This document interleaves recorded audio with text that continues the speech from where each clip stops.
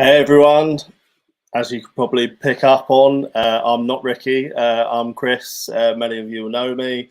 For those that don't know me, let me introduce myself. My name's Chris Wall, co-owner and editor of Koi Talk magazine, and I also help run Koi Wholesale Limited. So yeah, fully invested in the koi industry.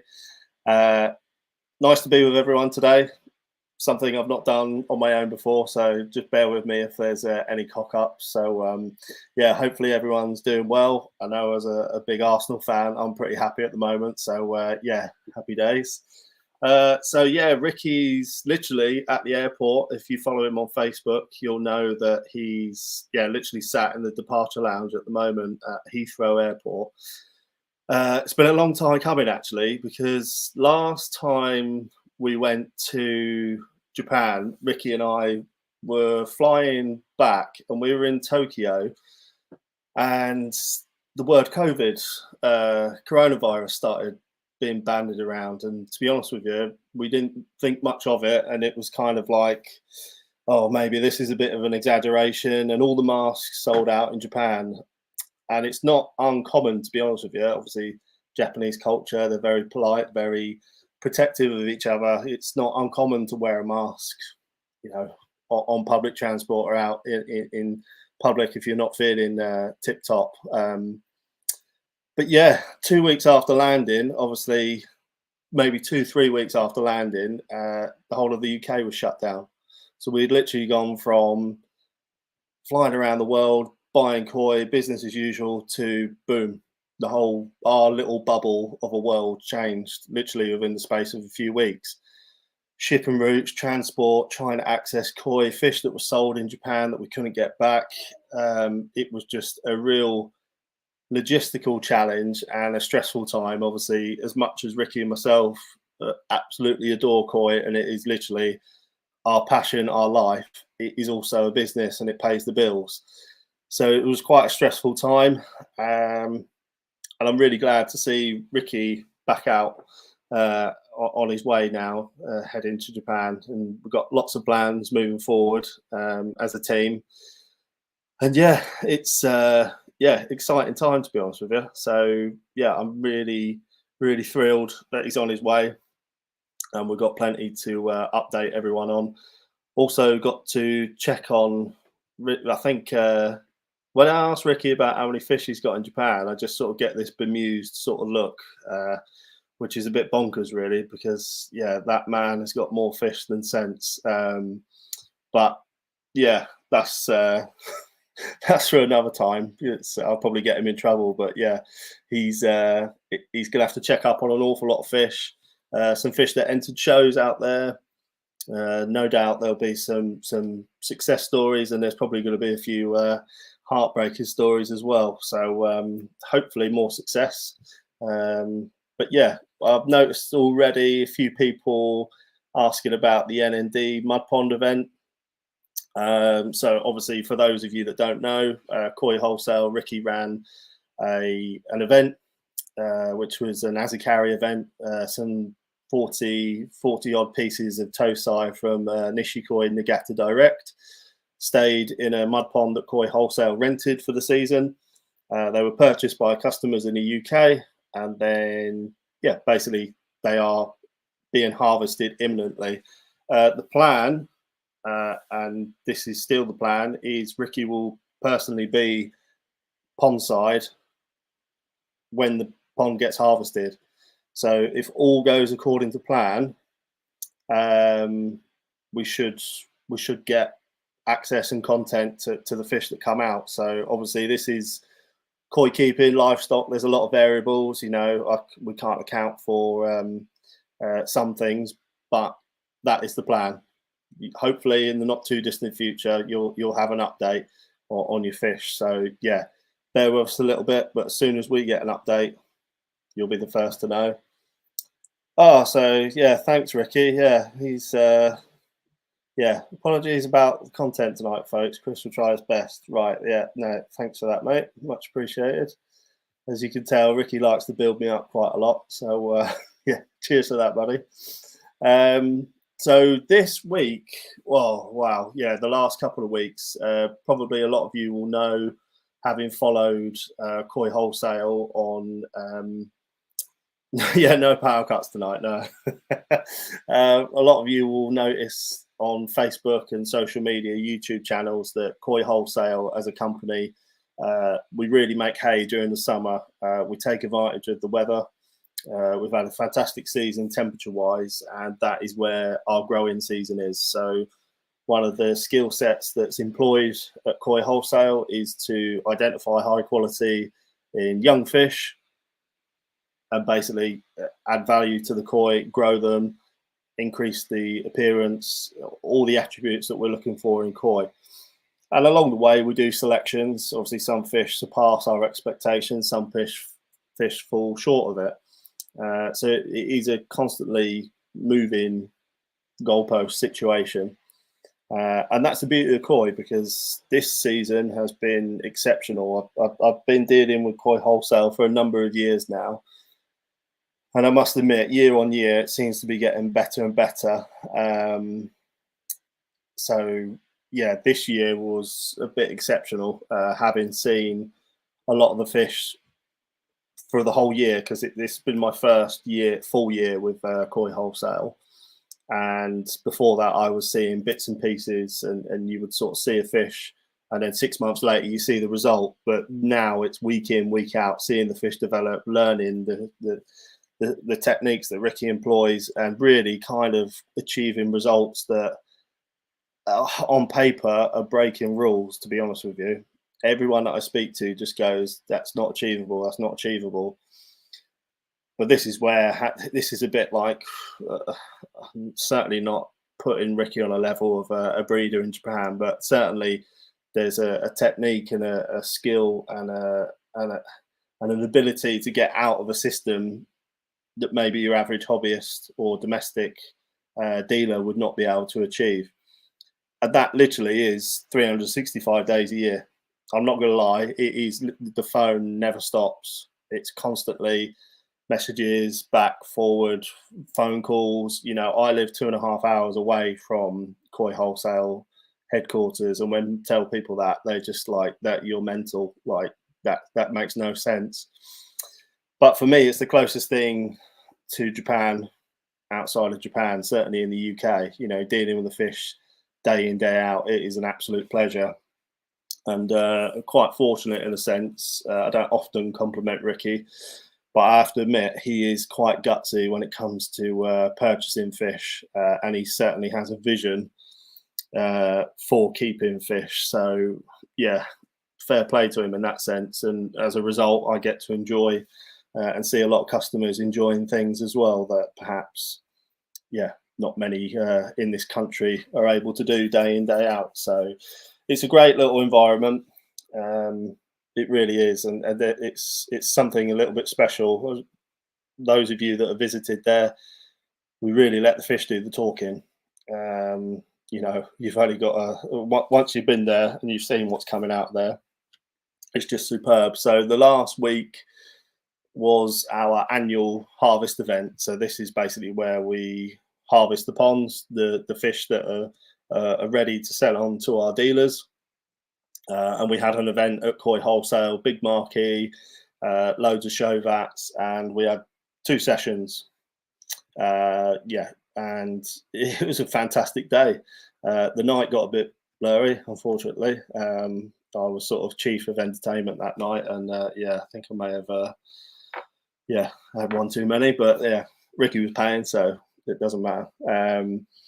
But yeah, some fantastic fish, honestly. I watch them day in, day out, but you only really get to truly appreciate what's been created when you see the look on other people's faces. I'm probably going to get a bit ahead of myself now, but obviously being my first time, bear with me. The format of the day is each vat will have a selection of different fish inside. And yeah, it's some are a lucky draw, some are fixed price, some are a fixed price bowl, so the price will be for the bowl. You've probably heard about Ricky's Hiatsuri Pond, and it's rightly been spoken about in some detail, because the results there really are unbelievable. When these fish came in at sort of 7 to 9 cm, pale looking, yellow, yeah, dusty kind of fish, and are fully aware of the Shinoda traits with Hiatsuri. The previous year we used Hirasawa Hiatsuri, and they were fantastic. They really were wild, and they grew incredibly well, and fantastic fish. But this year, the Shinoda side of things wasn't. It was night and day. The depth of the Benny and the power and the structure of the fish was just insane. And there is a reason why Shinoda Hiatsuri carry the price tags that they do. It really is. I mean, I'm just going to put a few fish up on the screen now. Feel free to make comments, but these were some of the fish that were at the event, and I'll do a bit of talking over the back of them. But yeah, this literally trying to land fish of this caliber and this price from this farm at this time of year, it's not happening. It really isn't. It's going to be really interesting to see what comes out of the mud ponds in the Gatta this year. But yeah, let's let some of the fish do the talking. So classic Shinoda style. The Benny, obviously the Sumi is always pretty consistent, but that Benny is just on a different league in terms of Hiatsuri development. Literally luminous. We don't really prat around with these pictures too much. Literally what you're seeing there is a clean image of what the fish looks like. It's these fish on average between sort of 40 to 48 cm. Yeah, just absolutely wild. You got this classic what they call ichimatsu, which is like this checkered style pattern. So, you know, very technical patterns as well. Not just that, but skin, body, power, everything. If we move on to another one here, yeah, again, body volume on the fish, very strong Sumi, a bit more of a heavier style pattern.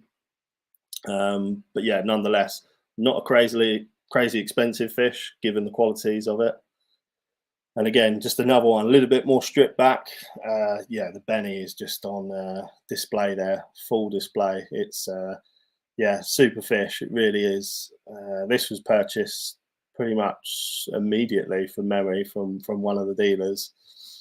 Any of the fish on here, if anyone's sort of like, oh yeah, I'm quite feeling that, then you're welcome to give us a shout afterwards, and we can point you in the right direction as to who purchased it and where the fish reside now. Another one, yeah, classic again. Yeah, again, sometimes you don't need words. Another ideal sort of Hiatsuri style pattern. This one here, this is quite popular. Super frames on the fish. That was one of the main things that really stood out with the Shinoda Hiatsuri. They have qualities on another level, pigment, pattern, etc. But the body volume on the fish is just outrageous. For a Hiatsuri, these fish have got bodies on them that really wouldn't look out of place on, you know, Top Go Sankey. And I think although they've got slightly different styles, that's the reason why they command such a price tag. It's yeah, really quite. Oh, excuse me, mate. We're in the middle of something. I'm on screen. I can't see it. You're on screen, mate. You're live. You're just interrupting a great broadcast. It's just my connect. Well, that's why I interrupted, mate. To be honest with you, I wasn't very impressed. How are you, mate? All right, we're just sat in Wagamama's filling our belly before that flight. Oh yeah. Fair enough. It might be a bit noisy. Yeah, fair enough, mate. So come on, then. I know these are your babies. Hiatsuri, mate. You got anything to add? No, that last one was a bit of a tank, wasn't it? With big body. Jesus. That was and the picture didn't do. Oh yeah, pattern on that's insane. Yeah, it's not bad, mate. Not bad. No. Yeah, that one with the big, the black sort of cut in its face. unbelievable. The height of that in the flesh. No, not that one. Just insane. Hello, baby. That one. That's the Yeah, one. yeah, Hi. Mental. yeah. It's a bit of a weapon, mate. So I don't know what you thought of that, Rick, but I was just telling everyone, I think the decision to have the Shinoda line was pretty vindicated. Yeah. Awesome, mate. I can't. That bomb's just insane. Even still now, looks the bomb. I can't help it, mate. I've just seen a question there. I can't avoid while I'm on. Oh yeah. I've just seen it. Yeah. Yeah. So I think the Dainichi pond at the sort of end of the greenhouse is probably testament to that one. Yeah. There's quite a few male fish heading Sandside that are going to be 70 cm for sure. 3,500 gallon. Sorry, I'm reading. You like your trees, Harry? About the fish growing big. Oh yeah. Sorry, I'm with you, mate. Yeah. Yeah, insane. So I think there's the Karashi, a couple of Dainichi showers, all heading towards 70 cm Sandside, and 3.5k with I think it's 22, 23 fish in there. Something like that, mate. Yeah. Yeah, none of that RO inside. Yeah, it's Flagging really, our way through that one. it's killing the hobby for some people, isn't it? Because they're under the impression it's the only way you can keep fish. That's the problem. Not saying it's wrong. No, People no, want to put that level of commitment in, but wow, it's the fact that people have been brainwashed to think it's the only way of doing it. Yeah. Mm-hmm. Genetics are front of that queue. You beat me to it. I mean, it's a hard one to upkeep, isn't it, with the RO? So, I know from my marine days that it's hard enough. So, that's with a few hundred litres of water, let alone having 4,000 or 5,000 gallons. Adding all that volatility to it as well. It's crazy. Yeah. But what time are you taking off? What, mate? What time are you taking off? 7:20, I reckon. Yeah, as you do. Nice and casual. So, have you told anybody about them nice little red and white ones I've just bought? I'll call you before I get on plane. Well, no, I haven't, because I didn't know what your plans were. You're a bit of a mystery sometimes, Rick. I always try and so just to let everyone know, I always try and make decisions, and I go, right, what would Ricky do? But the reality is, I never know what Ricky would do, because it very much depends on which way the wind's blowing. So, Brilliant. Fill everyone in, mate. Go for it. Yeah, obviously we've not bashed all the plans together, have we? But I've just secured an amazing batch of Tosai Kohaku from Dainichi, which I think, given all the hype and everything and what people have seen of my Dainichi fish, which unfortunately do carry a very high sort of base level price tag. So this time of year is the only time that you can normally get hold of anything decent. So through some very hard work, we managed to secure this batch at a really nice level, and they're going to be a super affordable price for everybody to get their hands on. So it's a mixture of different parent sets. We don't know which specifically, but in a nutshell, this is going to blow people's mind, because ultimately the genetics are still the same as the very expensive ones, and they've got the qualities. I've seen the fish; they look superb, and I think there's going to be two offerings. We'll initially sell, quite a lot to dealers. So there's going to be ones there that people can pick up over winter grow-ons or things like that, possibly. And then, I think we're discussing about what event we can put together for the rest, Chris, aren't we? Yeah, I mean, that's a bit of an exclusive, that is. It's going to be something that's going to blow people's minds, and it's going to be, I think the thing that I like about it, it's going to be quite attainable. Yeah, we're just all about it, mate, aren't we? At the end of the day, it's amazing. It's like what we've done with Issa, to be fair. Yeah.